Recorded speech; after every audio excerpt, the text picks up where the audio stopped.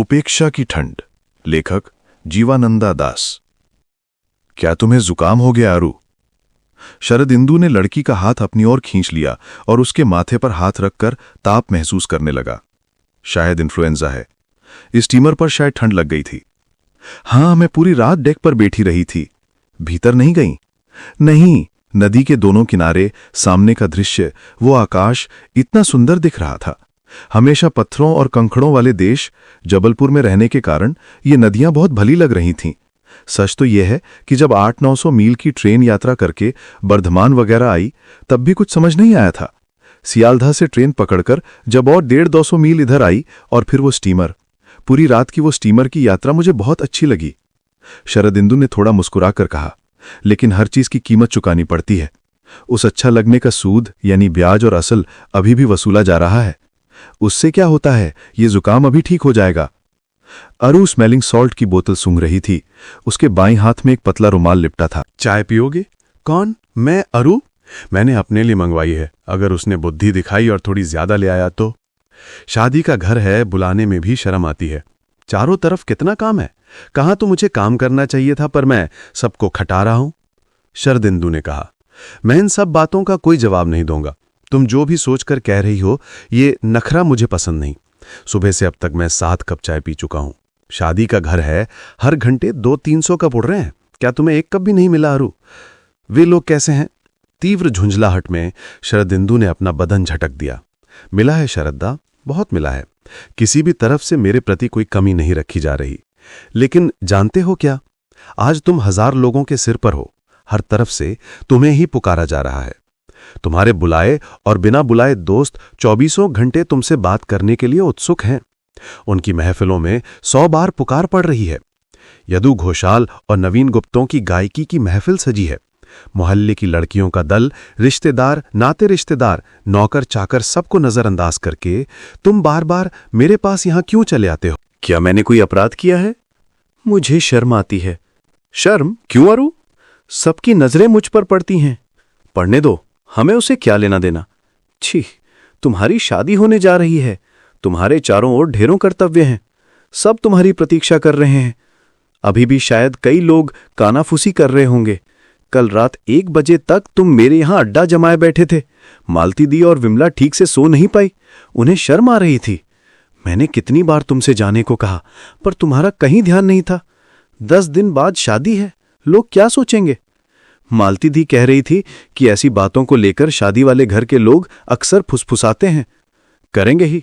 आज सुबह के भीतर भी तुम कम से कम 7-8 बार किसी न किसी बहाने से मेरे पास आकर बैठे रहे हो।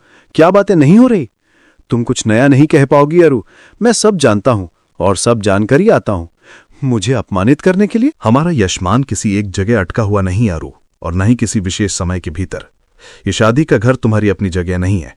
तुम्हारी परिचित दुनिया इन सब से कहीं बाहर है और कहीं ज्यादा विस्तृत। वहां तुम्हारा नाम पहले से ही तय है। किसी ने कभी तुम्हारी बुराई नहीं की और ना कोई करेगा। तुम जिस बदनामी से इतना डरती हो, उसी के लिए कह रहा हूं। और इस शादी के घर के कुछ लोग यदि आज हमारी निंदा करते भी हैं, तो मेरी ज्यादा और तुम्हारी कम। वो भी एक नितांत सामयिक चीज है। इसी घर में किसी और समय आकर तुम इन्हीं लोगों से बहुत सम्मान पा सकोगी। कोई तुम्हें रोक नहीं पाएगा। हमारा यश अपयश ऐसी ही सामयिक उत्तेजनाओं पर निर्भर करता है। लहर में आता है और शोर में डूब जाता है। क्या तुम नहीं जानती? शरदिंदु ने आगे कहा, अगर दुनिया का कोई अनुभव है तो इन सब बातों को समझना चाहिए और हमेशा इन्हें उचित खड़ा देनी चाहिए। असल बात यह है कि हमारे जीवन की जो जरूरतें हैं, उन्हें पूरा करना होगा। मैं समझता हूं कि वास्तविक जरूरतें इतनी कम है कि जब 1-2 सचमुच महसूस करता हूं, तब अपनी जन्मजात आलस्य और उदासीनता को ठुकराने की शक्ति पा लेता हूं। लेकिन दुख यह है कि वो शक्ति ज्यादा देर रहती नहीं। अरु ने कहा। चाय आ गई, एक अतिरिक्त कप भी था। अरु ने कहा, सब समझती हूं शरद्दा। हमारे जबलपुर वाले बंगले में होता तो तुम्हें कोई कुछ कहने नहीं आता। लेकिन मैं सिर्फ लोगों के बीच के अंतर की बात नहीं कर रही। इतने सारे लोगों को नजरअंदाज करके जो तुम बार बार मेरे पास आ रहे हो, इससे उनके अभिमान को ठेस लग सकती है। वे सोच सकते हैं कि क्या हम कोई नहीं है? क्या जबलपुर वाली अरु सेन गुप्ता ही सब कुछ है? अरु खिलखिलाकर हंस पड़ी। और तुम्हारे जीवन की जरूरत शरदिंदुदा? क्या जरूरत है? मेरे पास आकर तुम कौन सी जरूरत पूरी कर पाओगे? चारों तरफ लोग शोर मचा रहे हैं। हम लाख आंखों की निगरानी में कैद हैं। अरु ने थोड़ा मुस्कुरा कर कहा, लेकिन अगर हम दोनों को कहीं बहुत एकांत और शांति में रहने दिया जाता तो क्या तुम अपनी साध पूरी कर पाते, या क्या मैं तुम्हें वो पूरी करने देती? चाय की एक चुस्की लेकर अरु ने कहा, उससे बेहतर तो ये है कि तुम अपने जीवन की वास्तविक जरूरत को अभी बहुत अच्छी तरह समझ गए हो। वो थोड़ी देर चुप रही। मैं भी तुम्हें इसी रास्ते पर चलाने की सोच रही थी। शरदेंदु अपने सवाल और अरु के जवाब के बारे में बहुत कुछ जानता था, बहुत समय से। शरदेंदु की शादी भी उसके अपने जीवन की इसी सतर्क दृष्टि के परिणाम स्वरूप इतनी बाधाओं के बावजूद आज सफल होने जा रही है। उम्र की प्रतिभा के साथ जीवन को और अधिक खोद कर खोजने के भीतर क्या उसने अरु को नहीं पहचाना था? कलकत्ता, जबलपुर, मुरादाबाद, ढाका, 5-7 सालों तक कितनी ही जगहों और बेजगहों के पत्रों के माध्यम से उसने इस लड़की को जैसे एक ही दिन में 100 साल पुराना पहचान लिया हो। वो समझ गया था कि 100 साल में भी एक दिन की किसी गांठ को किसी भी तरह से पॉलिश नहीं किया जा सकेगा। बाकी सब ठीक है, लेकिन कहीं न कहीं जैसे जरा सा एक किंतु और एक असाध्य गांठ रह गई है, मनुष्य के जन्मजात उलझन की तरह, जो किसी भी तरह नहीं मिट रही, न मिटेगी। ये अप्रेम की बात नहीं है। अरु शायद शरदेंदु को प्यार ही करती है। शायद क्यों अरु और किसी को प्यार नहीं करती, ये बात वे दोनों जानते हैं। शरदेंदु के अलावा किसी और पुरुष के साथ अरु इस तरह बिना संकोच के अंत तक नहीं मिल सकती। हां, अंत तक भी, लेकिन फिर भी अंत में एक और पर्दा निकल आता है, महफिल की तरह कोमल, लेकिन उसमें पहाड़ भी बंध जाता है। शरदेंदु इस पर्दे को फाड़कर भीतर नहीं घुस पाया। लेकिन क्या कभी पाएगा? कौन जाने। जीवन की खोज की विचित्रता स्वयं विषय को भी चकित कर देती है। लेकिन शायद एक जीवन की प्रतीक्षा की ही जरूरत है। ना सही उतना, लेकिन इस लड़की के संबंध में प्रतीक्षा की बहुत अधिक आवश्यकता है। एक दिन शायद तमाम प्रतीक्षा के बाद इस लड़की को पा ही लिया जाए, लेकिन तब शायद शरदेंदु के पास इस लड़की के लिए कोई व्यवस्था ना हो। शायद किसी भी लड़की के लिए नहीं, शायद प्रेम के लिए भी नहीं। जीवन जो अभी चाहता है उसे अभी ही देना जरूरी है। ये कोई तुच्छ चीज नहीं है। शरदेंदु के जीवन में लोभ का स्थूलपन बहुत कम है। यह कोई साधारण चीज नहीं है, वो एक परम वस्तु ही चाह रहा है। कम से कम आज तो उसे ऐसा ही लग रहा है। मनुष्य के पूरे जीवन की 2-4 चीजों में से ये भी एक है। इसीलिए शरदेंदु विवाह करने जा रहा है। विवाह को गुणी लोग चाहे जितना भी निरर्थक समझें, वो जीवन को बहुत कुछ देता है। साध, तृप्ति, अवसाद, असाध, अनुभव, साहस, जिम्मेदारी, क्षमता और खोज। विवाह के भीतर रहकर भी वो मनुष्य को विवाह से अतिरिक्त जीवन तक पहुंचा देता है। जैसे मिट्टी के भीतर घास बनकर फूटने की स्वाभाविकता, घास की छाती पर ओस की बूंद के भीतर नक्षत्र को प्रतिबिंबित करने वाली प्रतिभा है विवाह। विवाह के माध्यम से जीवन की अनखोजी विस्तृत खुदाई के भीतर मनुष्य को ये सब मिलता है। इसलिए अरु के दाम्पत्यहीन प्रेम को थामे रहने से काम नहीं चलेगा। उसने जो दिया है वो दिया है, वो रहे, भविष्य के लिए भी रहे। अलग अलग समय पर अलग अलग चाबियों की जरूरत पड़ सकती है, लेकिन इसलिए विवाह को रोक कर रखना ठीक नहीं। लेकिन अरु के साथ इस समय की भी बहुत कीमत है। क्या पता ये फिर मिले ना मिले, या मिल भी जाए तो शरदेंदु की ये प्यास तब रहे या ना रहे। शरदेंदु ने कहा, ऐसा क्या अरु, तुम मुझे इस रास्ते पर चलाने की सोच रही थी? शायद 1-2 चिट्ठियों में लिखा था, आखिरी चिट्ठियों में। तब तुम्हारी शादी तय नहीं हुई थी, बात भी शायद नहीं चल रही थी। कम से कम मुझे कुछ पता नहीं था। बस इतना जानती थी कि तुम कभी शादी नहीं करोगे। यही तो कहा था मैंने तुमसे, और मैंने तुम पर विश्वास भी किया था। मैंने सोचा था कि अगर संकल्प करके कोई उसे निभा सकता है तो वो तुम हो। लेकिन मनुष्य के जीवन के परिवर्तन को नहीं, उसके संकल्प को दोष नहीं दिया जा सकता। लेकिन ये बातें अरु बहुत परितृप्ति के साथ कह रही है। अगर उसकी चोटी से रिबन गिर जाता तो शायद इससे ज्यादा उथल पुथल हो जाती। अरु ने कहा, तुमने सोचा है कि तुमने मेरे विश्वास को ठेस पहुंचाई है, पर ऐसा नहीं है। विवाह की जरूरत के सामने ऐसी प्रतिज्ञाओं का कोई मतलब नहीं है। वे महज बच्चों का खेल है। जब तुम्हारी चिट्ठी मिली और सब पता चला, तब मैंने यही सोचा। और थोड़ी देर बाद, बल्कि विश्वास जरा भी कम नहीं हुआ है तुम पर मेरा। अरु खिलखिलाकर हंसी। बल्कि एक शादीशुदा पति बनने जा रहे हो, इसलिए अब तुम पर सबसे ज्यादा निर्भय होकर विश्वास किया जा सकेगा। सिर्फ तुम्हारी पत्नी ही नहीं, मैं भी। क्या कहती हूं? लेकिन शरदेंदु क्या कहें? मनुष्य के जीवन के आदि अंत के बारे में शरदेंदु से कहीं ज्यादा अरु निश्चित है, और अत्यंत स्वाभाविक निश्चिंतता के साथ वो हर बात कहती आ रही है। शायद उसे उत्तर की प्रतीक्षा भी नहीं है। अरु ने कहा, अगर तुम नहीं करते तो मुश्किल होती। आज मुरादाबाद, कल दिल्ली, परसों जबलपुर, फिर जामरुद, शायद जहाज पर बैठकर जापान, सिंगापुर, शंघाई, चीन, इंग्लैंड। कब तुम कहां जाकर क्या करते और रास्ते में कितनी परेशानियां झेलते, क्या वो सब अच्छा होता शरदिंदुदा? ये सब भी मैंने तुमसे कहा था शायद, जबलपुर में। उस 20 पौष की बात याद है ना? तुमने मुझे वो तारीख याद रखने को कहा था। तुम्हारे कहे बिना भी इंसान उस भयानक दिन को कभी नहीं भूलता, जब मैंने कहा कि ये नहीं होगा, सिर्फ मेरी तरफ से ही नहीं, हर तरफ से देखने पर। तब तुमने कहा था भाड़ में जाए सब। तुमने मुझे जकड़ लिया था, तुम मेरी बात जानना चाहते थे, नहीं होगा। तुमने जितनी बार पूछा, मैं इससे ज्यादा कुछ नहीं कह पाई। तुम अपने कंधे पर से ओवरकोट खींचकर उसे कसते हुए वे सारी भयानक बातें कह रहे थे। मुझे लग रहा था कि अभी मरकर तुम्हारे जीवन के सारे द्वंद्व से तुम्हें मुक्ति दे दूं।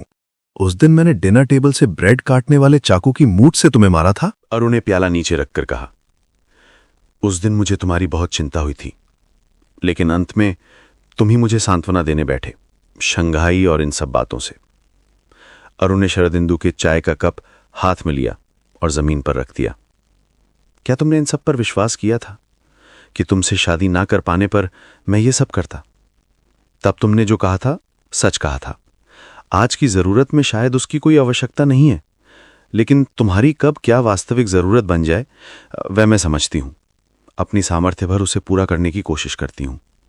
शायद किसी और के लिए इतना कभी नहीं कर पाऊंगी, लेकिन उस दिन मुझे बहुत पीड़ा हुई थी। उसके बाद से ही मैंने तुम्हें वह चिट्ठियां लिखी। तुम्हारी शादी पक्की हो गई है, ये सुनकर जितना मैं खुश हुई हूं, शायद ही कोई और हुआ होगा। यही चीज शरदिंदु को सबसे ज्यादा कष्ट दे रही थी, और वो भी अत्यंत स्वाभाविक, आनंद की तीव्रता में। एक प्रेमी के कष्ट को लेकर कम से कम एक स्त्री को जो गोपनीय रखना चाहिए, वे सब अरु कह दे रही है। उसे कहकर स्पष्ट आराम मिल रहा है, जैसे उसका बोझ हल्का हो रहा हो। वे जीवन को किस नजरिए से देखती है ये लड़की? वो शरदिंदु को सचमुच प्यार करती है। शरदिंदु के अलावा उसकी प्रेम की दुनिया में आज तक कोई और है भी नहीं। लेकिन फिर भी शरदिंदु की शादी की बात चिट्ठी में जानते ही ये लड़की प्रफुल्लित हो उठी है। जबलपुर से बंगाल के एक मामूली स्टीमर स्टेशन तक वो लगभग अकेले ही चली आई है, अपने ही प्रेमी की शादी को महसूस करने के लिए, उसका आनंद लेने के लिए। कौन जाने ये कैसा आनंद है, कैसा अनुभव। वो बाराती बनकर जाएगी, शादी की रात जश्न मनाएगी। शरदिंदु सोच भी नहीं सकता कि ये कैसा जश्न है। अगर अरु की शादी होती तो क्या भगवान के अनुरोध पर भी वो एक पल के लिए सामान्य मनुष्य की तरह दो चार बातें कर पाता? क्या शरदिंदु कभी उस शादी में जाता? दूर रहकर भी मनुष्य की अंतरात्मा की व्यथा की गहराई से क्या कोई विधाता उसे बचा पाता? अरु शरदिंदु की शादी की रात जश्न मनाएगी। जो शादी कर रहा है, हाँ, उससे भी ज्यादा उत्साह उसका है। भाभी के साथ मजाक करेगी। दूल्हे को ठगने से बचाने के लिए वो अकेले वरपक्ष की ओर से हर रस्म निभाएगी। शरदिंदु दा को उनके हाथों इतना अपमानित नहीं होने देगी। फिर यहां लौटकर वधु आगमन का सारा सुख मनाकर स्टीमर के डेक पर बैठकर बंगाल के पेड़ पौधों, नदियों और सितारों की शोभा देखते हुए अंततः अरु कंकड़ पत्थरों वाले रास्ते पर मोटर में घूमते हुए जबलपुर के बंगले में अपने माँ बाप और भाई बहनों के बीच जीवन का आनंद लेगी। ये उसका प्रोग्राम है, वो ऐसा कर पाएगी। सिर्फ अरु ही ऐसा कर पाएगी। हाय, अगर वो ना कर पाती, लेकिन तब क्या वो अरु होती? जीवन में वो एक गहरी संभावना थी, लेकिन सृष्टि ने मनुष्य को जो सत्य और सफल वस्तु दी है, ऐसी अत्यंत आवश्यक वस्तु को भी उसने महज एक संभावना बनाकर रख दिया, सुंदरी के गर्भ में मृत शिशु की तरह। क्योंकि जिससे अरु शादी करेगी, उसके लिए वो महज एक रूपसी स्त्री होगी, या ऐसी ही दो चार और चीजें। शरदिंदु के 6-7 सालों के गढ़े हुए आकाश पाताल वाली संभावना का एक कण भी नहीं। हाय, समय की लहर इतनी उत्सुकता से इतनी सारी चीजें बहाकर लाई, पर किसी को भी उसका आनंद लेने नहीं दिया। समय के भीतर ही डुबो दिया। सृष्टि जो अनुभवों की असीमता चाहती है, उसे इस धोखे के भीतर क्या मिला? शायद अभाव मिला, व्यथा मिली, विफलता का एक और अनखोजा अर्थ, विरह का विस्तार। शरदिंदु ने कहा, वो मैं जानता हूं अरु, मेरी चिट्ठी का जो तुमने उत्तर दिया था उसी दिन से समझ गया था। थोड़ी देर बाद मैं शादी करने जा रहा हूं, इसलिए तुम्हें जो इतना खुश देख रहा हूं ये जैसे मेरी मां की खुशी की तरह है, बहन की खुशी की तरह। हालांकि वे इस दुनिया में नहीं हैं, लेकिन अगर वे होती तो भी तृप्ति की ये स्वाभाविकता तुमसे ज्यादा नहीं दिखा पाती। शरदिंदु ने अपनी कमीज की आस्तीन समेटते हुए कहा। हेमंत की चांदनी रात में अचानक एक बौछार पड़ जाने के बाद नारियल के पेड़ के पत्ते चांदनी में झिलमिलाकर जिस तरह प्रफुल्लित हो उठते हैं, वैसी ही खुशी। तुम्हारी इस परितृप्ति की स्वाभाविकता को समझने के लिए मनुष्य के समाज संसार को छोड़कर बार बार मैं घास, पत्तों, नक्षत्रों की सृष्टि के समझ गया हूं। अरुण ने थोड़ा चकित होकर कहा। लग रहा है जैसे तुम कष्ट पा रहे हो। शरदिंदु ने कहा। जिसे मैं प्यार करता हूं उसे जब सबसे ज्यादा व्यथा दे पाता हूं, सुख तभी प्रबल हो उठता है। अरु हैरानी से देख रही है। शरदिंदु ने कहा, तुमने कभी ईर्ष्या नहीं की, ये जानना नहीं चाहा कि मैं किसी और को प्यार करता हूं या नहीं? अरु ने पूछा, क्या यह उचित है? उचित तो है ही। प्रेम के भीतर ये चीजें आग भर देती हैं। ईर्ष्या, यही तो और भी कितना कुछ। तुम्हें प्यार करके मेरा प्यार जो टूट टूट कर किसी और दिशा में जा रहा है, उस पर तुम्हारी कड़ी नजर नहीं होगी? उसके लिए तुम्हारे भीतर कोई आकांक्षा नहीं होगी, कोई आतंक नहीं होगा, कोई जलन, कोई पीड़ा नहीं होगी? मामूली पशुओं के भीतर भी तो ये सब कुछ कुछ देखा है। मनुष्य के प्रेम में यदि ये सब नहीं रहा तो प्रेम की जटिलता नहीं आई। जो प्रेम मद, मज्जा, अस्थि, मांस, आत्मा, परमात्मा में जटिल नहीं है, उसका भविष्य कितना दूर है, ये सोचकर डर लगा है। आज भी थक जाता हूं, शरदेंदु ने कहा, लेकिन फिर भी कहता हूं, और कुछ नहीं भी करती तो प्यार करते हुए अगर थोड़ी ईर्ष्या करती तो क्या होता? शांति मिलती, सोचता कि उसका प्रेम ठीक चल रहा है। लेकिन मैं किससे ईर्ष्या करूं? क्या वो मुझसे पूछना होगा? जो प्यार करते हैं क्या वे खुद नहीं ढूंढ लेते? कहीं कुछ ना होने पर भी अपने पूरे हक में से जैसे कोई कुछ छीनने आया हो, ऐसा एक संताप, आत्मा की पीड़ा जैसे उनके प्रेम को चमत्कार बना देती है। मैंने स्वयं बहुत ईर्ष्या की है। शायद ईर्ष्या करने के लिए कोई था भी नहीं, लेकिन फिर भी मेरे प्रेम के इस पक्ष को लेकर तुम्हें बहुत कष्ट झेलना पड़ा है। कभी कभी लगता था कि सारा जीवन अरु मुझे प्यार नहीं करती, मैं उसे प्यार नहीं करता, तुम्हारे अलावा और किसी को नहीं।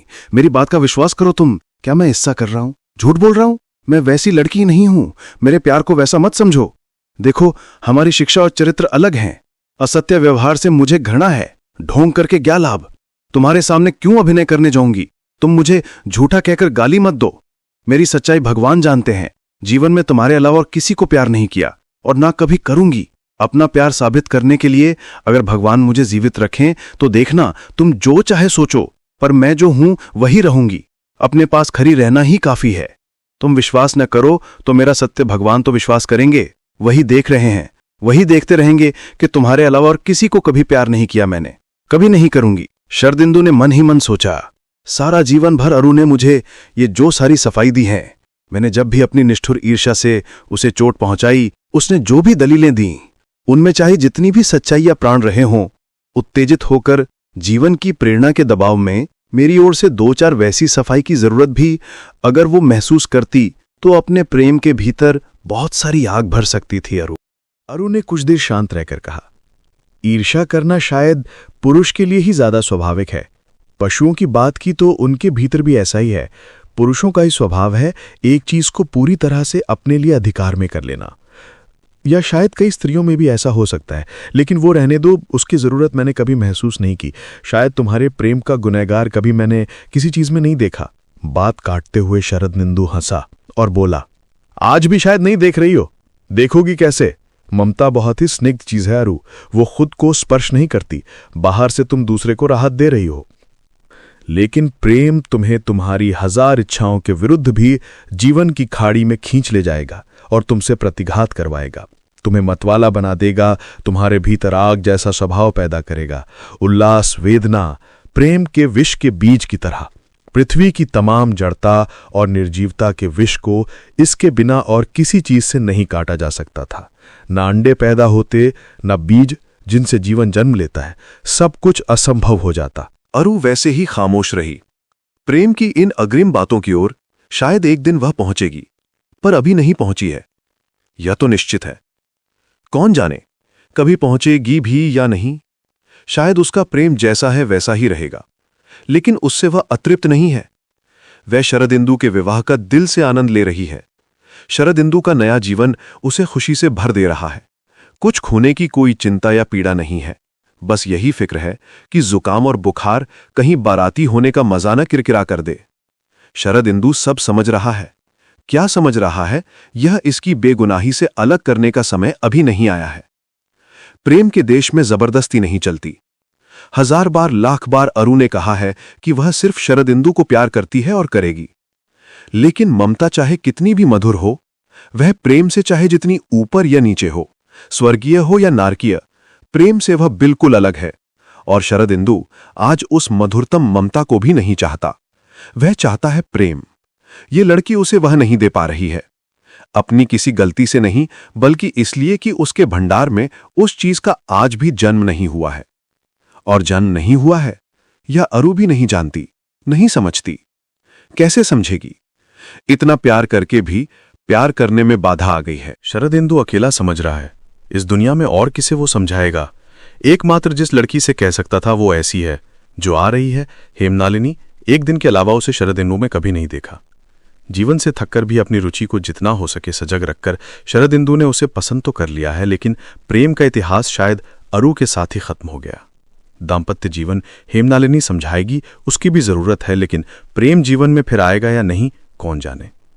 कौन जाने हेमनालिनी ने अरु की तरह किसी और पुरुष के भीतर प्रेम जगाया था या नहीं, खुद उसे प्यार समझकर महज ये ममता ही दी थी या नहीं, कौन जाने। शायद वही दिया होगा, वरना वो लड़की इतनी स्वाभाविकता के साथ उससे शादी करने के लिए तैयार क्यों हो रही है, जैसे अरु किसी और दिन बिल्कुल स्वाभाविक रूप से किसी और से शादी करने के लिए तैयार हो जाएगी। हाय, लोग कहते हैं कि जीवन में बहुत व्यवस्था है, लेकिन आकाश के धूमकेतु, छाया निहारिका, गैस के अंधकार से लेकर मनुष्य के जीवन के अंधेपन तक अधिकारों की व्यवस्था कहाँ है, कितनी है। लेकिन इसे लेकर शिकायत करने से भी क्या होगा? अगर सुनने वाला कोई होता तब भी नहीं चलता।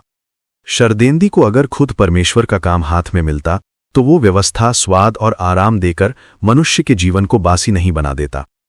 उथल पुथल और बर्बादी की हद करके भी इन्हें सिखाता, सृष्टि को सिखाता। सिर्फ आराम नहीं, सिर्फ उल्लास और तृप्ति नहीं, विस्तार और गहराई चाहिए। भयानक, असीम, अपार, आनंद और वेदना की।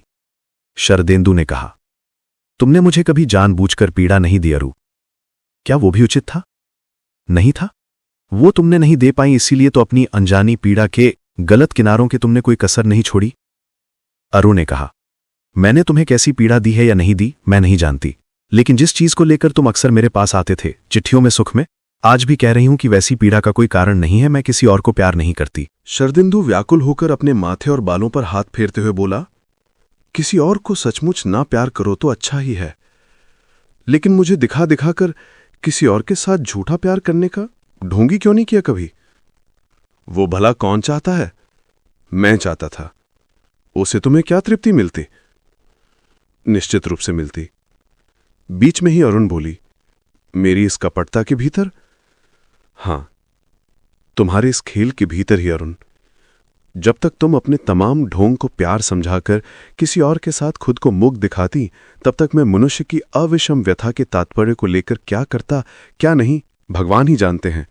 लेकिन खेल खत्म हो जाने पर जब तुम मुझसे कहती कि तुम मुझे प्यार करके कितनी ईर्ष्या कर सकती हो, कितनी व्यथा पा सकती हो, मैं तुम्हारे जीवन में कितना मायने रखता हूं, तुम कितनी पूर्णता से, कितने समय के लिए मुझे अपने अधिकार में रखना चाहती हो, कब अचानक मुझ पर अपने पूर्ण अधिकार का एक रत्ती भी कल्पना में भी छिनते देखकर तुम्हें कितनी पीड़ा होती है, वही सब समझने के लिए किसी और को प्यार करने का ढोंग दिखाकर तुम्हें तमाम व्यथाएं दी हैं मैंने। तुम्हारी व्यथा की पूर्णता देखकर मैं तृप्त हुआ हूं, क्योंकि उसने मुझे तुम्हारे गहरे प्रेम की पूरी था दिखा दी। तुम्हें अपार व्यथा दे पाने से मैं तृप्त हुआ हूं, तुम्हें अपार व्यथा पाते देख मैं तृप्त हुआ हूं। तमाम अभिनय के अंत में ऐसी बात अगर तुम मुझसे कह पाती, कम से कम एक दिन भी, एक बार भी, तो व्यथा के नरक से आनंद के वैकुंठ में एक पल में पहुंचा सकती थी तुम मुझे। तुम्हारे जीवन का सिर्फ प्रेम ही नहीं, प्रेम का अनिर्वचनीय सूक्ष्म विलास तुम्हें दुनिया की महान प्रेमी महिलाओं के साथ खड़ा कर देता। प्रेम से कुछ और नया चाहने की आवश्यकता मैं फिर महसूस नहीं कर पाता। लेकिन तुम्हारे प्रेम ने मुझे क्या दिया? न कुश्ती की पकड़ वाली पीड़ा, न स्वर्ग की सार्थकता, निर्जीव पृथ्वी, शायद ध्रुव प्रदेश की पृथ्वी की जरा सी जड़ता, प्राणहीनता, अकृत्रिम कृत्रिमता, उसकी विफलता, उसकी ठंड, यही तुमने दिया। लेकिन फिर भी मेरे प्रेम को जगाकर प्रेम में कितनी आकांक्षा हो सकती है, आग, खोज, खुद ना समझकर वो सब समझने का अवसर भी तुमने ही मुझे दिया है, ये सच है। तुम जीवन में ना आती तो प्रेम को भी नहीं समझ पाता, और ना अप्रेम को। अरु ने कहा, तुम्हारी बातें सुनकर मुझे कष्ट होता है शरद्दा, तुम रुक जाओ। जबलपुर के उस दिन की बात याद आती है, तब भी तुम ऐसे ही बोल रहे थे, लेकिन तब की तुलना में अब सिर्फ एक बहुत बड़ा अंतर है, यही तुम्हें स्थिर कर देगा, यही मेरी सांत्वना है। अगर तुम आज भी सोचते हो पता नहीं कभी वो सौभाग्य मुझे मिलेगा जब तुम ऐसा और नहीं सोचोगे, आज भी अगर तुम सोचते हो कि तुम्हें मैं प्यार नहीं दे पाई, तो वही सोचो। मैं क्या कहूं, हर समय जो कहा है आज भी वही कह सकती हूं, मेरे भीतर की सच्चाई। सच झूठ तर तुम्हें संदेह हो सकता है, पर भगवान ने तो देखा है। लेकिन रहने दो, मुझे उसकी चिंता नहीं है। प्यार करके ही मैं खुश हूं। मैं उसे किसी को दिखाना नहीं चाहती, साबित भी नहीं करना चाहती, वैसी मेरी कोई रुचि भी नहीं है। खैर, अपनी कोई चिंता नहीं है मुझे। तुम्हारी चिंता एक दिन थी, सोच रही थी कि इस संदेह और ईर्ष्या को लेकर तुम कहाँ जाओगे। फिर लगा कि मुझे प्यार करके तुम खुश नहीं हो। मैं तुम्हें कितना भी गहरा प्यार दूं, जैसे कुछ नहीं होगा। तुमने कहा कि प्यार करके तुम तरह तरह की चीजें चाहते हो, तरह तरह के कष्ट पाते हो। तुम्हारी उन आकांक्षाओं और कष्टों का मतलब मैं अभी तक ठीक से समझ नहीं पा रही हूं, कभी शायद समझूंगी भी नहीं। लेकिन प्यार करके मुझे तो बराबर तृप्ति और आनंद ही मिलता आ रहा था। बस एक कष्ट मुझे जरूर हुआ, जो दिन ब दिन बढ़ता गया। प्यार देकर भी तुम्हें तृप्त नहीं किया जा सका, बस यही कष्ट। थोड़ा रुककर अरु बोली, लेकिन जिस दिन सुना कि तुम्हारी शादी पक्की हो गई है, उसी दिन से मुझे आनंद मिल रहा है। चलो, कम से कम कोई तो मिला जो प्यार के सब रंग दिखाकर तुम्हें खुश कर सकेगा। कम से कम 24 घंटे तुम्हारे पास तो रहेगा। हम तो दूर ही रहते हैं, इसीलिए मुझे इतनी खुशी हुई है, जैसे एक बोझ हल्का हो गया। शरदिंदु इसका कोई उत्तर नहीं दे रहा है। अरु जितना कहती जा रही है, उतना ही समझ आ रहा है कि उसके जीवन के भीतर से संचित स्नेह और ममता की बातें ही निकल रही हैं। शरदिंदु को इतने वर्षों तक जो ममता और स्नेह अरु ने दिया है, उन्हीं सबके भीतर से इन बातों का जन्म हुआ है। स्नेह, दक्षिणा, करुणा। मनुष्य के कष्ट का निवारण देखते ही खुश होते हैं। वो निवारण चाहे वो खुद करे या कोई और, दूसरे व्यक्ति को वो रोकती नहीं। दूसरा आकर भी अगर राहत दे सके, अगर उससे व्यथित को मुक्ति मिले, सुख मिले, तो वो भी खुद खुश होती है, समझती है कि उसका अपना बोझ भी हल्का हुआ है। लेकिन प्रेम, क्या वो अकेला ही दुनिया जीतना नहीं चाहता? प्रेमी का जीवन लेकर जो पूरी दुनिया की तरह ही एक विस्तार और गहराई है, उसके कोनों अंतरों से भी अधिकारों को खदेड़ देने की शक्ति लेकर आता है। वो शक्ति लेकर आता है, अधिकार लेकर आता है। रुचि, आकांक्षा, आवेग, जरूरत, प्रचुरता, प्रेरणा उसे अधिकार देते हैं, शक्ति देते हैं, उसे भयानक बनाते हैं, उसे मधुर बनाते हैं। प्रेम का ये भयानक माधुर्य। अरु उसे प्यार करते तो शरदिंदु का ये विवाह नहीं होता। वो अरु के कारण ही नहीं हुआ। जब तक ये लड़की उसे प्यार करती, दूसरी जगह शरदिंदु की शादी होती भी तो बहुत सारी परेशानियां सिर पर लेकर होती। जब तक वो लड़की प्यार करती, शरदिंदु की कड़ी बाधा के बावजूद वे परेशानियां खत्म नहीं होती। प्रेम का वो भयानक माधुर्य शरदिंदु को मुग्ध रखता। लेकिन परेशानियों की बात तो दूर, अरु आज उसके विवाह में मदद करने आई हैं। बता रही हैं कि एक बोझ हल्का हुआ, अपना कर्तव्य पूरा हुआ महसूस कर रही हैं। विवाह के जश्न का आनंद लेना चाहती हैं, दावत का मजा लूटना चाहती हैं, भाभी को प्यार करना चाहती हैं। ये अगर हृदयहीन उदारता नहीं है तो क्या है? ये अगर स्नेह नहीं है, ममता नहीं है। लेकिन प्रेम? शरदिंदु को और कहां मिला था और उसे भी पहले किसी और लड़की से। उसे उसने सिर्फ प्रेम दिया। शरदिंदु ने कहा, मेरे लिए तुम्हारी चिंता कम हो गई। तुम्हारी अपनी भी कोई चिंता तो कभी थी ही नहीं। थोड़ा रुककर, मेरी शादी के बाद क्या मुझे फिर पा सकोगी, सोचा है? अरु ने थोड़ा संदेह के साथ कहा, क्या तुम नहीं रहोगे पहले की तरह, उससे कहीं ज्यादा निश्चित होकर? कोशिश भी करता तो नहीं रह पाता। शरदिंदु थोड़ा रुककर बोला, अपनी इच्छा या रुचि का दबाव हमारे जीवन को थाम कर नहीं रख सकता। चारों ओर की विषम जरूरतें आकर उससे काम करवाती हैं, शायद अनिच्छा से शुरू करवाती हैं, लेकिन ऐसे ही उसे बदल डालती हैं। पिछले जीवन के साथ उसका कोई संबंध ही नहीं रहता धीरे धीरे, न रुचि का न जरूरत का। शरद इंदु ने कहा, मेरा भी यही होगा। समय को कौन रोक सकता है? थोड़ा आहत होकर अरु बोली, एक दिन शायद तुम, क्या कहूं, प्यार नहीं करोगे मुझे। हो सकता है, लेकिन वो कैसे संभव होगा, मैं नहीं समझ पा रही। तुम्हारे प्यार को तो मैंने दिन रात पाकर देखा है। उसकी प्रचुरता कभी खत्म हो सकती है, ये मैं सोच भी नहीं सकती। मैं भी नहीं सोच पाता था, लेकिन देख रहा हूं, अभी से कम हो रहा है। कम हो जाएगा, एक दिन खत्म हो जाएगा, ये कम से कम समझ पा रहा हूं। क्षण भर चुप रहकर शरद इंदु ने कहा, लेकिन इससे तुम्हारा कोई नुकसान नहीं होगा, कष्ट नहीं होगा अरु। जिस समय मैं तुम्हें प्यार नहीं दे पाऊंगा, उससे बहुत पहले ही तुम मेरे प्यार को गैर जरूरी समझने लगोगी। आज ही शायद समझ रही हो, कुछ कुछ तो कम से कम। ऐसे ही दिन ब दिन तुम्हारे जीवन में मैं अनावश्यक हो जाऊंगा। ये तुम्हें साफ बता सकता हूं कि हालांकि शादी करने जा रहा हूं, एक साथी ला रहा हूं, जीवन में तरह तरह के बहाने ढूंढ रहा हूं, प्यार कहो या वासना, उन सब के निकास के लिए कुछ बाकी नहीं रख रहा, लेकिन फिर भी सब कुछ छोड़ छाड़ कर जो बच जाएगा मेरा, और जब तक रहेगा, तुम्हारे लिए उससे कहीं ज्यादा रहेगा। तुम्हें अनावश्यक समझने से बहुत पहले ही तुम्हारे जीवन में मैं एक खरपतवार, आगाछा बन जाऊंगा। अरु ने कहा, एक बात तुम मुझसे बार बार पूछते थे, मैं शादी करूंगी या नहीं और किससे करूंगी। सच में मुझे तुम्हारी बात सुनकर बहुत झुंझलाहट होती थी। मैं उन सब के बारे में सोचने भी नहीं गई, लेकिन अगर शादी कर भी लूं तो क्या सब भूल जाऊंगी? तुम जो मेरे लिए हो, हमेशा वही रहोगे। तुम हम लड़कियों को नहीं जानते, सिर्फ अपने तरीके से सोचते हो। मेरे मन की बात जो मैं जानती हूं, लेकिन एक चीज का मुझे कष्ट है। सच में क्या तुम मुझे भूल जाओगे? शरद इंदु ने अपनी कमीज का एक बटन जमीन पर गिरते देखा और उसे उठा लिया। अरु ने कहा, भूल जाओगे, लेकिन मैं चाहती हूं कि तुम भाभी को जी जान से प्यार करो। बेचारी जो पाने की हकदार हैं, उसे तुम्हें देना होगा, वरना मुझे उसके लिए दुख होगा। तुम्हारा सांसारिक जीवन सुखी हो, यही मेरी शांति और खुशी है। जिस दिन से तुमसे शादी करने को कहा है, उसी दिन से मैंने ये सोच रखा है। लेकिन भाभी को प्यार करके सांसारिक आनंद और शांति पाकर भी मुझे भूल जाने का कोई कारण है क्या शरद्दा? अरु स्निग्ध उलाहने के स्वर में कह रही है। भाभी को पत्नी की तरह प्यार करना, लेकिन मुझे बात खत्म कर रही है अरु। एक निर्दोष बालिका की तरह जो सिर्फ स्नेह और ममता ही दे पाई, प्रेम दिया भी नहीं, चाहा भी नहीं। चाहे ना दे पर ग्रहण करने में क्या दोष था? लेने में जो थोड़ा सा, जो एक बिंदु मात्र भी लगता है, क्या वो भी इसके पास नहीं था? अरु सिर्फ उदारता चाह रही है, स्नेह चाह रही है महज।